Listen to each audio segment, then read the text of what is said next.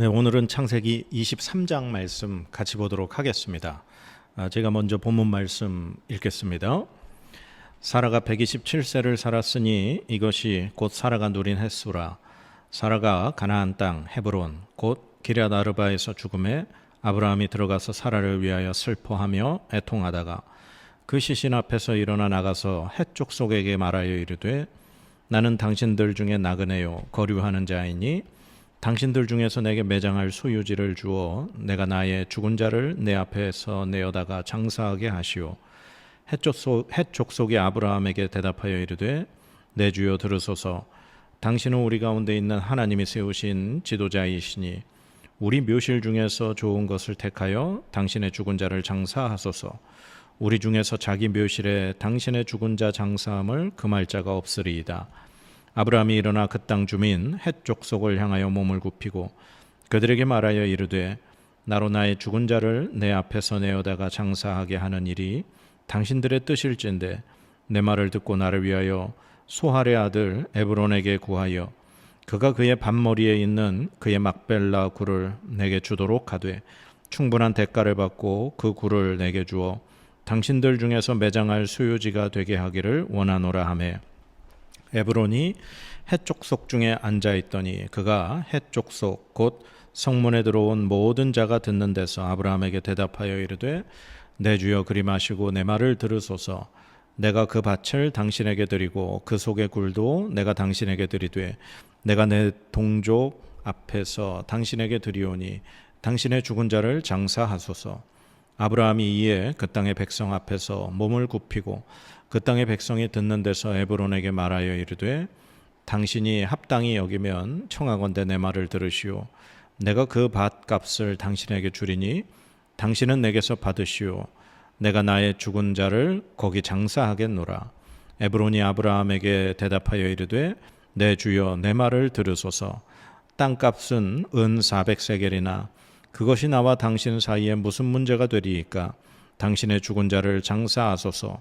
아브라함이 에브론의 말을 따라 에브론이 헷 족속이 듣는 데서 말한 대로 상인이 통용하는 은 400세겔을 달아 에브론에게 주었더니 마므레 앞 막벨라에 있는 에브론의 밭 곧 그 밭과 거기에 속한 굴과 그 밭과 그 주위에 둘린 모든 나무가 성문에 들어온 모든 헷 족속이 보는 데서 아브라함의 소유로 확정된지라. 그 후에 아브라함이 그 아내 사라를 가나안 땅 마므레 앞 막벨라 밭 굴에 장사하였더라. 마므레는 곧 헤브론이라. 이와 같이 그 밭과 거기에 속한 굴이 헷 족속으로부터 아브라함이 매장할 소유지로 확정되었더라. 아멘. 네, 오늘 창세기 23장의 말씀 우리 한번 내용을 정리 한번 해볼까요? 사라가 127세에 기럇 아르바에서 죽었습니다. 그래서 이제 아브라함은 이 사라를 매장할 장사를 지낼 그 장소를 요청을 합니다. 이 헷 족속에게 자신의 이 아내를 매장할 땅을 좀 팔도록 허락해달라 그렇게 말하죠. 그래서 이 헷 족속은 아브라함에게 당신이 원하는 곳 어디든지 우리가 다 허락할 테니 마음대로 장사를 지내라고 합니다. 아브라함은 특별히 에브론이라는 사람이 가지고 있는 그 밭에 이제 막벨라 굴을 사고 싶다고 말하죠. 에브론이 사람들 앞에서 그 땅의 값이 은 400세겔임을 이렇게 알려줍니다. 그래서 아브라함은 모든 헷 족속이 보는 앞에서 은 400세겔을 에브론에게 주고 그 밭과 그 굴과 그 모든 주변의 나무들 그 모든 것을 아브라함이 이제 소유하게 됩니다. 그리고 아브라함은 그 굴에다가 자신의 아내 사라를 장례 치르는 이야기로 오늘 이야기는 끝이 나게 됩니다. 오늘 23장의 말씀이 사실 이제 사라가 죽어서 사라를 장례 치르기 위해서 그녀를 이제 매장하기 위해서 땅을 사는 과정의 그런 말씀입니다. 근데 어떻게 보면 사라가 죽은 것이 중심이 아니라 아브라함이 그 사라를 장래 지낼 그 막벨라 굴을 사는 그 과정을 더 자세하고 더 길게 소개하고 있죠. 오늘 이 말씀에서 보면 이 아브라함이 해족속 앞에서 자신을 이렇게 소개를 합니다. 4절 말씀에 이렇게 되어 있습니다. 나는 당신들 중에 나그네요 거류하는 자이니 당신들 중에서 내게 매장할 소유지를 주어 내가 나의 죽은 자를 내 앞에서 내어다가 장사하게 하시오. 아멘. 예, 아브라함은 그 땅에 비록 거주하면서 살고는 있었지만 그 땅에 어떠한 조금의 소유권도 없는 사람이죠. 아브라함이 하는 일 자체가 목축업을 하는 사람이다 보니 여기저기 떠돌며 가축을 이렇게 기르는 그런 일을 하고 있습니다. 그리고 아브라함은 사실 갈대아 우루 그 고향에서 하란을 거쳐 그리고 이 가나안 땅까지 왔죠. 누구 때문에 오게 된 거죠? 예, 하나님의 말씀 때문이죠. 그렇기 때문에 하나님께서 이끄셔서 비록 이 가나안 땅까지 오긴 했지만 이곳은 그의 고향도 아니고 그가 소유한 땅이 하나도 없던 거죠. 그래서 이 아브라함은 자신을 나그네요 거류하는 자다 이렇게 소개를 합니다. 그런데 이 해족 속의 아브라함은 어떤 사람이라고 다시 이야기를 하는지 성경에 보면 참 대단합니다. 6절 말씀에 내 주여 들으소서 당신은 우리 가운데 있는 하나님이 세우신 지도자이시니 아멘 이렇게 표현하고 있습니다. 당신은 하나님이 세우신 지도자라는 거죠. 그러니까 아브라함이 행한 모든 것 그가 하나님과 함께하는 그 모든 것을 이 해족 속의 사람들이 보고 저 사람은 하나님이 세우신 지도자라는 걸 인정한다는 겁니다. 그러니까 아브라함은 그랄 땅에 갔을 때 아비멜렉에게도 그런 이야기를 들었죠. 하나님이 당신과 무슨 일을 하든지 함께 하심을 보았다. 그래서 우리와 평화의 조약을 맺자. 그리고 이 해족 속의 땅에서도 당신은 하나님이 세우신 지도자라는 말을 듣습니다. 아브라함은 어딜 가든지 정말 하나님이 함께 하신 사람이고 하나님이 함께 하신 증거가 다른 사람들에게 보였다는 이야기입니다. 자, 오늘 그러면서 이 사라의 그 매장할 그 땅을 이렇게 매입하는 과정을 자세하게 설명하고 있는데요. 이게 당시에 고대 시대 이 아브라함 시대 때 땅을 사고 파는 그 과정을 설명한 아주 귀한 자료라고 보시면 됩니다. 우리가 마치 이렇게 제가 그랬어요. 어릴 적에 어른이 용돈을 주시면 고맙습니다 하고서 먼저 그냥 덥석 받으면 그게 예의가 좀 아니라고 그랬어요. 그래서 아니에요 괜찮습니다라고 한 2번 이렇게 사양을 하고 그 다음에 이제 계속해서 어른이 받아 이렇게 하면은 마지못한 듯이 감사합니다라고서 이렇게 주시는 용돈을 받는 것. 그게 어떻게 보면 좀 이렇게 좀 예의에 바른 행동이라고 그렇게 생각이 됐었던 때가 있었죠. 오늘 이 아브라함이 이 에브론이라는 사람과 그 땅을 사고 파는 그 과정을 보면 아브라함이 해족 속에게 내가 내 아내를 매장할 그 땅을 좀 사고 싶습니다. 말하죠. 해족 속은 어느 땅이든지 좋습니다. 라고 이렇게 얘기합니다. 그때 아브라함이 특별히 한 사람을 콕 집어서 이야기합니다. 에브론이라는 사람의 그 밭에 있는 그 굴을 사고 싶습니다. 이제 에브론 그 밭의 주인이 등장하죠. 그러면서 에브론이 당신이 그냥 그 땅의 굴을 그냥 쓰시면 됩니다. 근데 이것은 어떻게 보면 그의 진정한 본심이 아니라 그때 당시에 어떤 이렇게 밀고 당기는 그러한 모습인 거죠. 그랬더니 아브라함은 그 땅의 가격을 말해주시면 내가 지불하고 그 땅을 사겠습니다. 그러자 에브론이 이렇게 얘기하죠. 그 땅값은 은 400세겔이나 그것이 나와 당신 사이에 무슨 문제가 되리까. 마치 그냥 은 400세겔이지만 괜찮습니다라고 이렇게 사양하는 듯한 모습이죠. 그러나 그게 당시에 이 매매하는 과정인 겁니다. 그래서 그 땅값을 들은 아브라함이 모든 사람이 보는 앞에서 그 돈을 주게 되죠. 그렇게 해서 모든 사람이 이제는 그 막벨라 굴이 있는 밭과 그 모든 땅과 굴이 이제는 에브론의 소유에서 아브라함의 소유로 바뀌었다라는 것을 보증하게 되는 겁니다. 그렇게 해서 이제는 그 막벨라 굴이 있는 그 땅이 아브라함의 소유지가 된 거죠.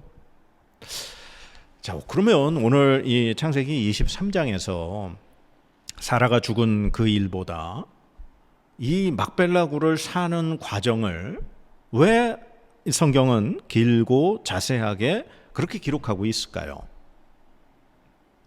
아까 아브라함이 해족속에게 자신을 소개할 때 했던 말 기억하시죠? 나는 나그네요 거류하는 자이다. 하나님이 아브라함을 이 가나안 땅으로 인도하셨죠. 갈대아 우르에서부터 오랜 시간에 거쳐 이 가나안 땅으로 인도하셨습니다. 그리고 하나님이 아브라함에게 주신 약속을 크게 두 가지라고 보시면 됩니다. 첫 번째는 내 자손이 바다의 모래와 같이 하늘의 별과 같이 많아질 것이다. 두 번째는 이 땅을 동서남북 모두 너에게 그리고 너의 후손에게 줄 것이다. 하나님이 아브라함에게 약속하신 것은 자손과 땅 두 가지였습니다. 그런데 하나님이 아브라함에게 약속하셨던 그 후손이 이제 이삭, 사라를 통해서 태어날 자식, 그 이삭을 언제 주셨죠? 아브라함 100세 때 주셨습니다. 아브라함이 75세에 가나안 땅 도착했지만 100세에 이삭을 낳았으니 약 25년의 시간이 걸린 거죠.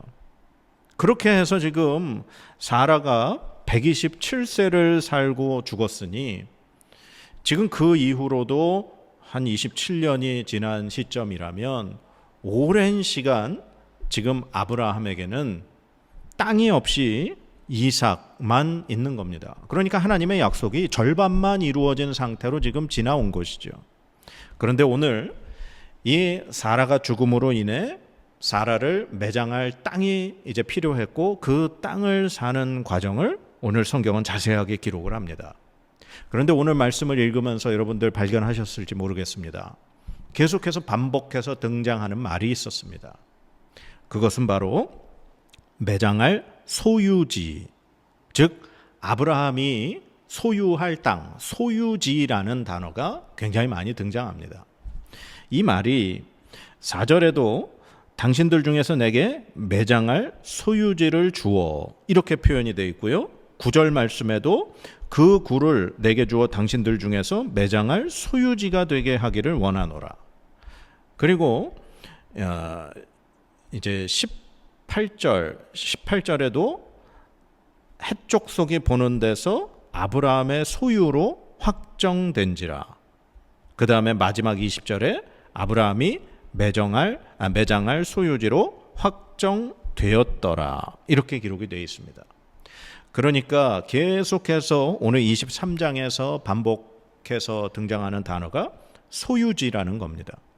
우리가 성경에 기업이라는 표현을 쓰죠. 그게 바로 이 소유지라는 그 같은 말입니다. 하나님께서 아브라함에게 내가 너와 후손에게 이 땅을 기업으로 주겠다. 그게 바로 너와 너의 후손에게 소유지로 주겠다. 그 말인 거죠. 그러니까 하나님께서 아브라함에게 하셨던 두 가지 약속 중에 후손에 대한 약속이 이삭을 통해 이루어졌고 기업으로 이 땅을 주겠다라고 하신 그 약속이 오늘 이 막벨라 굴을 소유함으로 아브라함의 소유지로 확정됨으로 두 번째 약속이 이루어지는 사건이라는 겁니다. 그래서 하나님의 이 약속이 완성되어지는 그 말씀이기에 아브라함이 막벨라 굴을 소유지로 확정하는 그 내용을 오늘 창세기 23장에 자세하게 다루고 있는 그런 말씀인 거죠. 그런데 여러분들 이상하게 생각하실지도 모르겠습니다. 그 큰 가나안 땅 중에 조그마한 에브론의 그 밭에 딸린 그 막벨라 굴, 그게 뭐 하나님의 약속의 완성입니까? 라고 생각하실 수 있습니다. 그러나 우리가 생각한 시간과 하나님의 시간은 다르죠.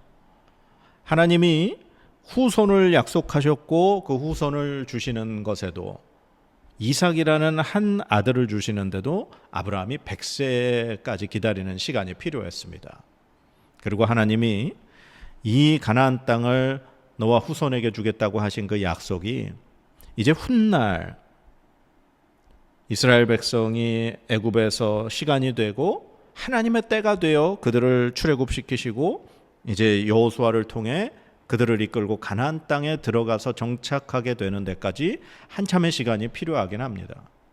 그러나 그 첫 단추가 오늘 이 막벨라 굴을 아브라함이 소유지로 확정하는 사건이라는 거죠.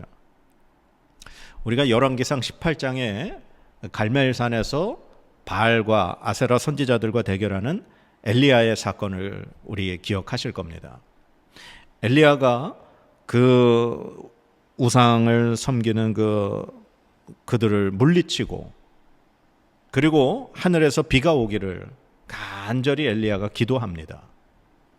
그렇게 해서 간절히 기도를 할 때 엘리야가 그의 종에게 가서 무슨 변화가 있는가 살펴보라 그랬을 때 그 종이 엘리야에게 이렇게 얘기하죠. 손바닥만한, 사람의 손만한 작은 구름이 일어났습니다. 바로 그 아주 작은 사람의 손만한 구름이 얼마 안 돼요? 엄청난 큰 비가 내리는 그 일로 변하게 된 거죠. 하나님의 일은 우리가 생각한 것처럼 한 번에 뭔가 크게 이렇게 정해지는 것이 아니라고 생각합니다. 하나님은 하나님의 생각대로, 하나님의 계획대로, 하나님의 뜻대로 움직이시는 분이지 우리의 뜻대로 하나님이 움직이시는 분은 아니라는 거죠. 그래서 우리는 우리가 생각할 때 이렇게 될 거야 라고 생각하지만 아닙니다. 우리의 생각과 하나님의 생각은 다릅니다. 오늘 하나님께서 아브라함에게 후손과 땅을 약속하셨고 이삭과 그리고 오늘 이 막벨라 굴을 소유지로 확정함으로 이 두 가지 약속을 하나님이 완성하시고 이루시는 모습을 볼 수 있습니다. 그것이 정말 이삭 한 사람을 통해서 수많은 이스라엘 백성이 탄생하고 이 막벨라 굴 이 작은 땅으로부터 가나안 땅 전체를 차지하게 되는 것은 그건 하나님의 때에 하나님의 그 계획에 따라 이루어지는 것입니다. 그러나 그 시작은 이미 아브라함을 통해 시작되었고 완성되었다라고 보는 것입니다. 하나님은 바로 그 믿음을 보시는 것입니다. 우리가 하나님께서 주신 약속을 믿음으로 우리는 그 모든 하나님의 약속을 소유하고 나아가는 하나님의 백성인 줄 믿습니다. 예수 그리스도를 통해서 우리에게 예수 그리스도를 믿는 자에게는 죄를 용서받고 영원한 생명을 주님 약속하셨고 하나님 나라에서의 그 천국의 삶을 약속하셨습니다. 그래서 우리는 그 약속을 믿는 것입니다. 그리고 그 약속을 믿고 그것을 우리가 지금 소유한 것으로 그렇게 믿고 나아가는 것입니다. 우리가 지금 이 땅에 살면서 하나님이 우리에게 주신 생명, 영원한 약속, 그 부활, 그것이 눈에 보이지 않죠. 그러나 그것은 하나님의 때에 완성되어지고 이루어지는 것입니다. 그러나 하나님이 하신 그 약속은 오늘 이 시간 우리가 믿음으로 예수 그리스도를 믿음으로 영원한 생명을 소유하고 살아가는 줄 믿습니다. 그래서 사랑하는 여러분, 하나님의 약속은 반드시 이루어집니다. 하나님의 약속은 반드시 우리를 통하여 이루시는 줄 믿습니다. 이 하나님, 신실하신 하나님을 믿으시고 그렇게 하나님을 의지하시는 저와 여러분의 삶이 되어지기를 주님의 이름으로 간절히 축복합니다. 기도하겠습니다. 하나님,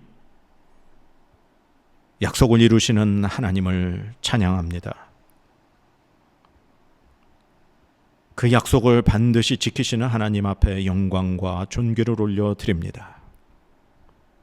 아브라함에게 후손과 땅을 약속하신 하나님, 아브라함에게 이삭과 이 막벨라 굴을 주심으로 하나님의 약속이 완성되어짐을 보게 하셔서 감사합니다.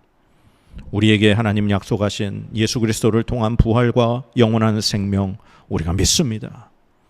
그것이 우리가 죽는 순간 혹은 예수 그리스도께서 이 땅에 다시 오시는 날 하나님 그 뜻의 계획의 시간에 맞춰 우리는 이루어질 줄 믿습니다. 하나님 약속을 반드시 지키시는 그 하나님을 의지하고 신뢰하며 살아가는 우리의 삶 되도록 은혜 내려 주시옵소서. 그 하나님의 약속을 의심하지 않게 하시고 성령 하나님, 우리가 늘 하나님을 신뢰하며 나아갈 수 있도록 우리를 도와주시옵소서. 감사와 영광을 올려드리며 살아계신 예수 그리스도의 이름으로 간절히 기도드립니다. 아멘.